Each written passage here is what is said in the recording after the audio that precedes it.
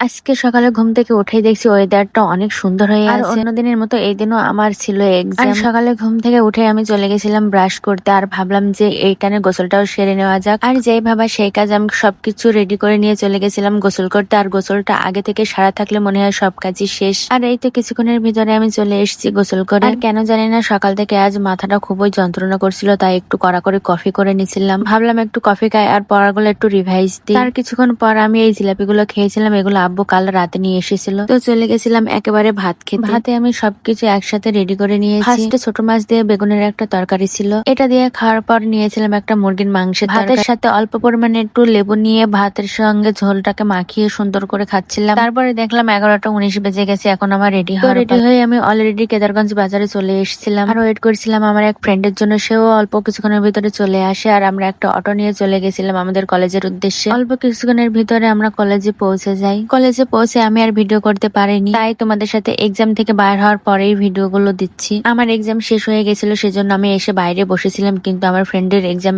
তখনও শেষ হয়নি, সেজন্য বাইরে তাদের জন্য ওয়েট করতেছিলাম। কিছুক্ষণের ভিতর ওরাও চলে আসে এক্সাম হল থেকে। আর এখানে আমি প্রতিদিনকার মতন আজকেও একটা ফুল ছিঁড়ে ভিডিও করতেছিলাম। আসলে আমার ফুল ছিঁড়তে আর ফুল গাছ লাগাতে দুটোই আমি খুব ভালোবাসি। এখানে বাইরে এসে অটোর জন্য ওয়েট করতেছিলাম, কিন্তু অটো আমরা পাচ্ছিলাম না। অনেকক্ষণ ওয়েট করার পর আমরা একটা অটো পেয়েছিলাম, তারপর অটোতে চড়ে বাড়ির দিকে রওনা হই। ভিডিওটা এ পর্যন্ত। আর তোমরা কে কোথায় থেকে দেখছো আমাকে কমেন্ট করে জানিও, আর আমার এই নতুন পেজটা তোমরা সবাই ফলো করো। আজকের মতো বাই বাই।